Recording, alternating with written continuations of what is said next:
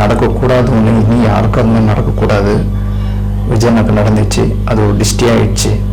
இனி வரப்போகிற காலங்களில் அது எப்படி கையாளணும், அது எப்படி கட்டுப்பாடோடு இருக்கணும், இதுக்கப்புறம் அந்த கூட்டமான நெரிசல் எப்படி நம்ம இங்கே போட்ட சரியாக வருமானதெல்லாம் எல்லாம் யோசிப்பாங்க. இதுக்கப்புறம் விஜயனோட பிளான் வேறு மாதிரி இருக்கும். எல்லாத்துக்கும் இனி தலையாட்ட மாட்டார். ஏன்னா கவர்மெண்ட்டை மதிக்கணும்னு சொல்லிட்டு தான் அவர் ஒரே ஸ்ட்ரைட்டாக போகிறாரு. இதுக்கப்புறம் அந்த மாதிரி இடங்கள் கொடுத்தாங்கன்னா அவரே அவாய்ட் பண்ணுறாரு. இதுக்கப்புறம் அவரோட அரசியல் வேறு மாதிரி இருக்க போகுது. அப்புறம் நேற்று பார்த்தீங்கன்னா அதிமுகவோட பிரச்சாரம் எடப்பாடியா வந்து நேற்று பேசியிருந்தார். அதில் நம்ம பசங்க தாவிக்க கொடி காட்டினாங்க. கொடி பறக்குதா அப்படின்னு அவர் சொன்னார். ஐ திங்க் அவர் பாஜக கூட வெளியே வந்துட்டா, மேபி வந்துட்டா கண்டிப்பாக அதிமுக கூட கூட்டணி இருக்கும். அதுக்கான ஒரு கிரீன் சிக்னலை தான் நான் இது பார்க்குறேன். ஏன்னா அவரே சொல்கிறாரு வலுவான கூட்டணின்னு. இதே வந்து தாவைக்கா இல்லாமல் வேறு யாருன்னா கொடி ஆட்டியிருந்தாங்கன்னா அங்கே ஏன்னா ஒரு ரகல் ஆகிருக்கும், இல்லைன்னா தைத்தி அமைச்சிருப்பாங்க. பட் விஜயண்ணா கொடி பறந்தவொடனே அங்கே ரெஸ்பான்ஸே வேறு மாதிரி இருந்துச்சு. நீங்கள் எடப்பாடியாகவே குஷியாக இருந்தார்.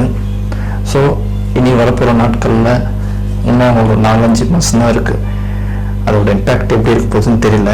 இன்னும் அடுத்த வாரத்துலேருந்து ஃபயராக இருக்கும். அது மட்டும் கன்ஃபார்ம். இந்த அவங்கள போய் சந்திச்சுட்டு அவங்கள நல்லா ஆறுதல் படுத்திட்டு அவங்க கூட துணை நின்று அந்த வழியை அவர் ஏற்றுக்கிட்டு அவர் பேசிட்டு வெளியே வந்துட்டு அதுக்கு அடுத்தது தான் அவரோட மூமெண்ட்லாம் வேறு மாதிரி இருக்க போகுது. அதுக்கு எல்லாருமே அவ்வளோ இருக்கும். இன்னொரு சைடு பார்த்திங்கன்னா பிரேமலதா மேடம், அவங்க ஏன் இப்படி பேசுகிறாங்க நம்மளுக்கே தெரியல. தம்பி தம்பின்றாங்க. அப்புறம் பார்த்தா மேடையில் வந்து அண்ணன் சொன்னால் போதுமா விஜய் அப்படி இப்படின்னு பேசுகிறாங்க.